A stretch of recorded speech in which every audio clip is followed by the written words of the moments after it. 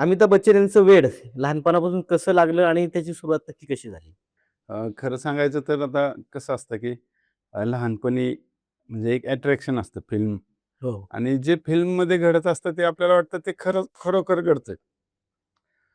लहान असताना आई तिच्या मैत्रिणींसोबत म्हणजे लेडीज वर्ग असायचा त्यांच्यासोबत फिल्म पाहायला जायचा.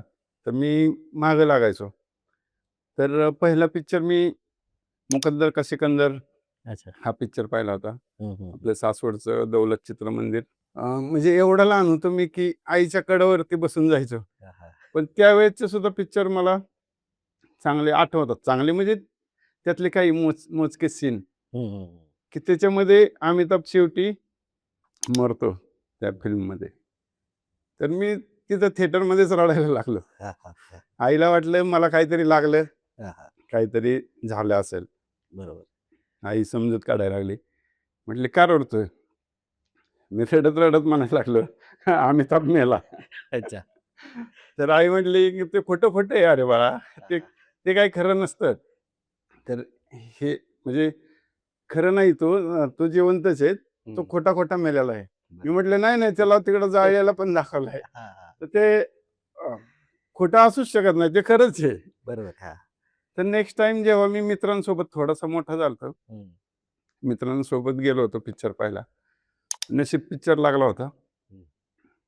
तर त्यावेळेस अमिताभची जेव्हा एंट्री होती, तर माझी उत्सुकता मित्रांना सांगायची एवढी, की मी खुर्चीवर बसलेलो उठून लांबच्या मित्रांना सांगायला लागलो, "अरे, हा मागच्या पिक्चरमध्ये मेला होता.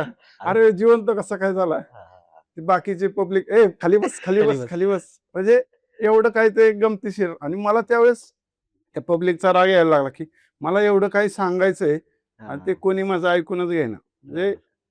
आणि त्यावेळेस वातावरण असं, की अँग्री यंग मॅन, हां. लहान मुलं म्हटले, की फायटिंग बरोबर. प्रत्येकालाच आवडते हं.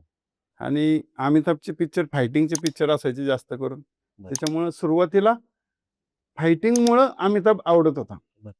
म्हणजे हे प्रत्येक वेळेस, प्रत्येक स्टेपला मी जसा-जसा मोठा होत गेलो, तसा-तसा अमिताभ वेगवेगळ्या कारणांसाठी मला आवडू लागला. हं, लग्नानंतर वेगळ्या कारणासाठी आवडू लागला.